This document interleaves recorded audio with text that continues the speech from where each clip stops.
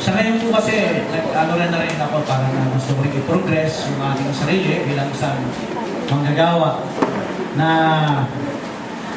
sana po ay maging ano rin, hindi mawala din yung sa sarili ko po yung discipline. Ngayon po kasi pagka sa puso na tayo, minsan parang it's flowing, no? Yung gusto natin sabihin. At kung minsan ay hindi po natin nababantayan minsan ang sinasabi. Something minsan ay parang it hurts somebody, parang ganyan. So siguro magandang exercise po natin yung doon lang po tayo sa objective na pinag-aaralan natin. Wala po sana tayong may halo na kumbaga kasi itong topic na ito medyo controversial din po yan. Talaga, hindi lang kahit sa labas po eh. Kasi ang mahalaga lang po doon talagang may pinaniniwalaan tayo na ang baray tayo akin. Yun po yun eh. Kaya lang siguro, doon sa sequence na lang po, siguro talaga ang medyo pagkakaiba. Sa oras po na ito na gusto ko po muna siguro idiin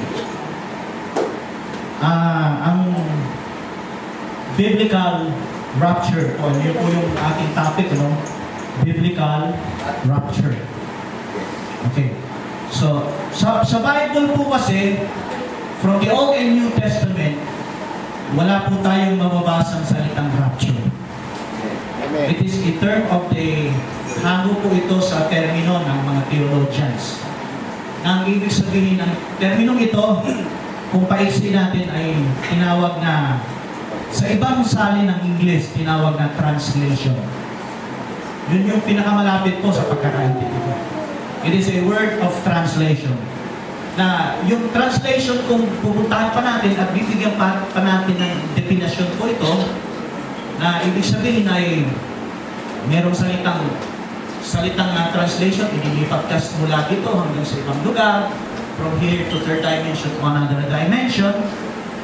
Yun yung parang isang word na definition na translation. Okay. So kung biblical ang ating pong hahanapin sa Bible, in my own perception, okay, sabihin natin yung aking kaunawaan na pagkakaintindi po sa Biblia. Ito pong aking unang sasabihin ay hango po sa Revelation chapter 20. Sa Revelation chapter 20, mababasa po natin, may binanggit ang Bible na first resurrection. Sa chapter 20 and verse 5, ito po ang sabi, "But the rest of the dead live not again until the 1,000 years were finished. This is the first resurrection." So, sa Bible, may binanggit po na first resurrection.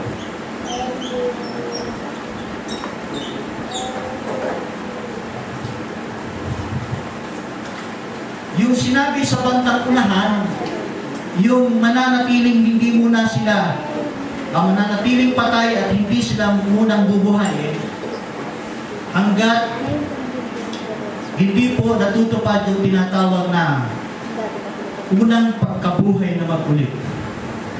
So, ito pong first resurrection ay resurrection po ito ng mga righteous. This is a resurrection of righteous. No? Yung mga, sabihin natin, believers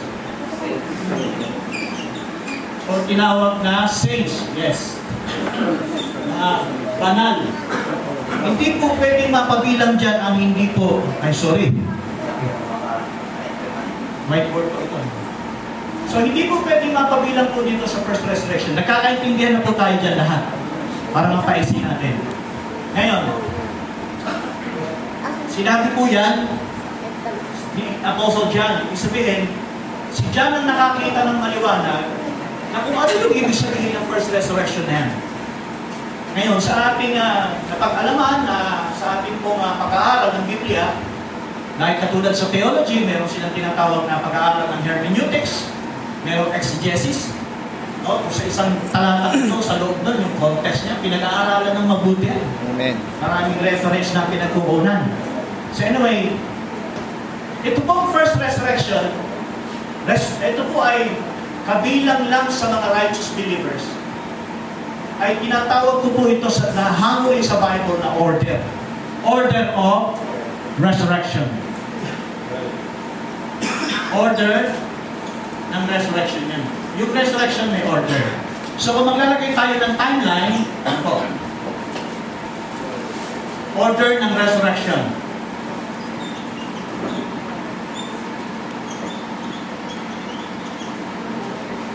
Yung timeline simula ng order ng first resurrection ay meron po, dagdag po natin sa first resurrection, meron pong 3 phases. 3 bahagi. Yung pong tinatawag na first resurrection. Ganito naman ang pangalawang gagamitin kong talata po sa Bible. 1 Corinthians chapter 15 at yung verse ay 23. Doon po natin mababasa yung order. But every man in his own order, sabi ni Pablo po, Christ the first fruits. So may binanggit si Pablo na first fruits sa Biblia, pag-aaral ng first fruits, resurrection po yan. At ang sabi rito, afterward, yung salitang afterward, they, sino yan? Mga banal yan, na kay Kristo. They that are Christ at His coming. Okay. So, yung una po na magaganap, first order na tinawag po na sa resurrection, first phase. Ito po yung mga Old Testament saints.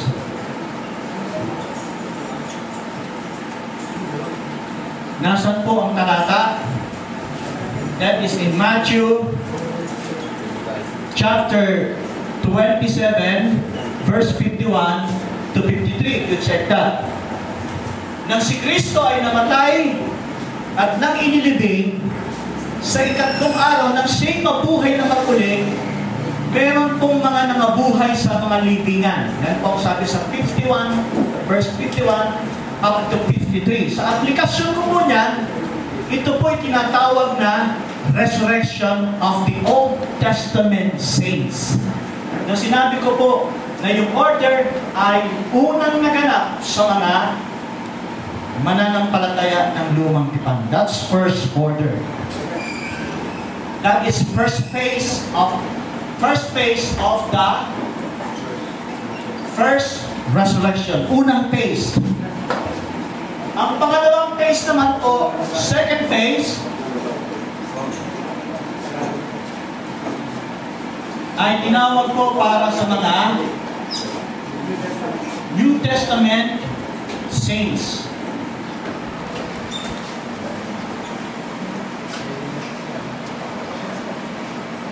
Yan po yung mababasa natin sa 1 Thessalonians chapter 4. Yan na po yung verse na yun, 16. And then 1 Corinthians 15, 51 to 53, I think. Ano pa? Meron pa yan eh. Marami pa siguro doon. So, ito po yun.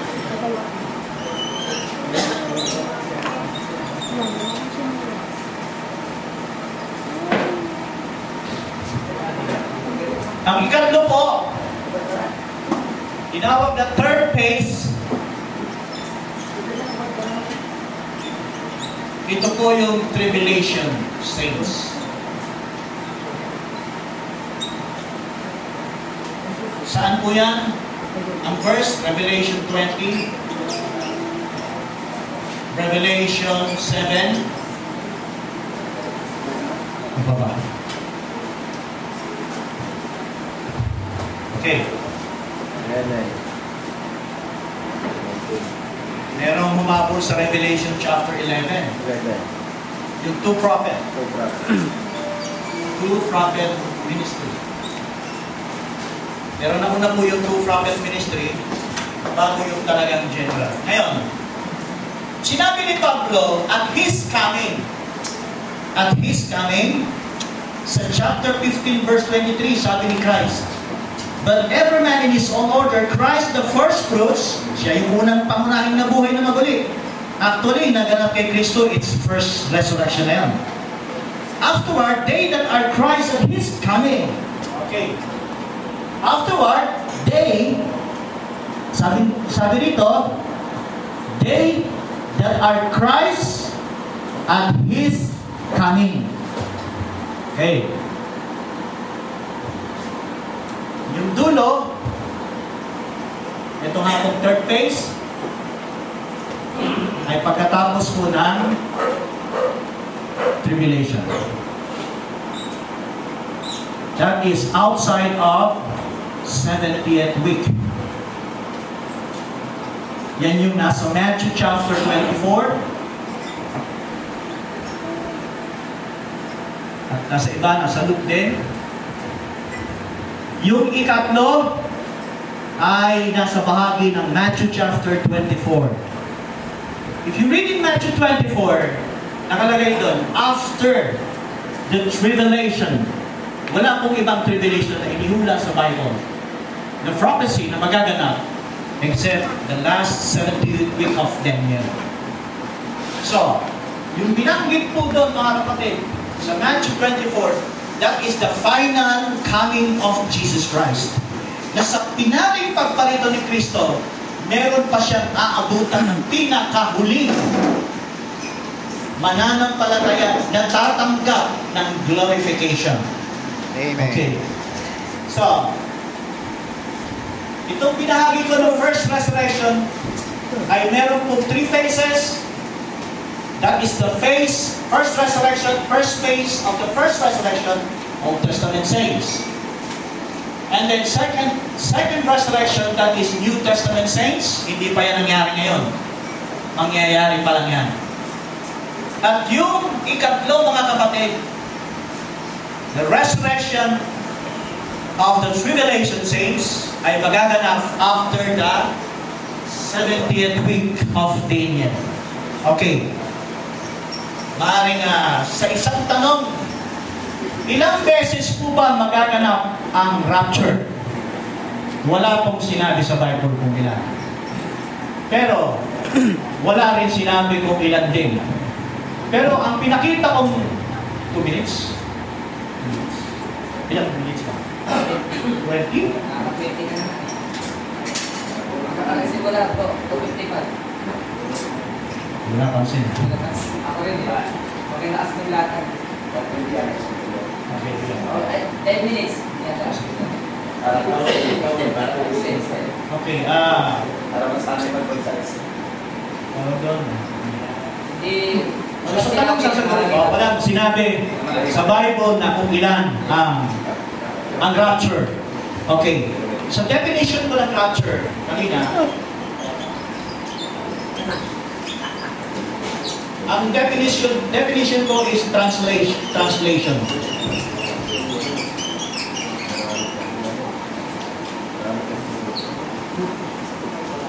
Okay. So, itong rapture mga kapatid, kung a-apply natin sa Old Testament, pwedeng i-apply in the sense na they are translated. Kasi, bakit ko sinabing pwede rin apply sa atin? Pwedeng i-apply sa tribulation saints? Kasi ang nangyari po sa mga banal na ito na naging bahagi ng first resurrection, pagkabuhay na maguli ng pagpapalit ng mula sa isang panibagong kalalagayan. Okay? Sa isa pang termino ng rapture, definition, ibig sabihin ng rapture sa isang kahulugang exceeding exceeding joy. Ecstasy, hindi mo kayang overwhelming.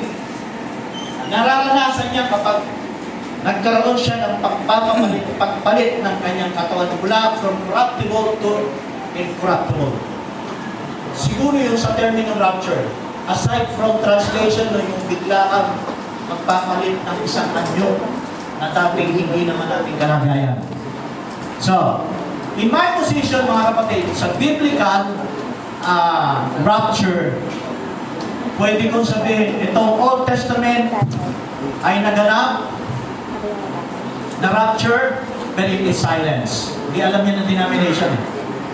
Hindi naman tayo nakikriticize sa kanila.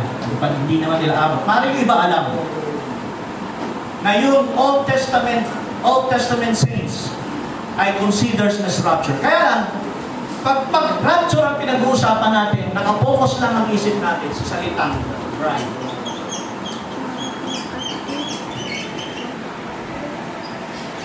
Parang yung salitang ito ay nakakapit sa Church of the Living God ay nilagyan ng exclusive. Pag sinabing exclusive yan, sila lang yun. Yun yung ng ibang, sabihin natin sa ibang mga grupo rin, na inilalagay nila ang rapture sa salitang bride. Pero, for last few minutes, alam niyo mga kapatid, pag sinabing kabilang sila sa first resurrection, they are considered bride.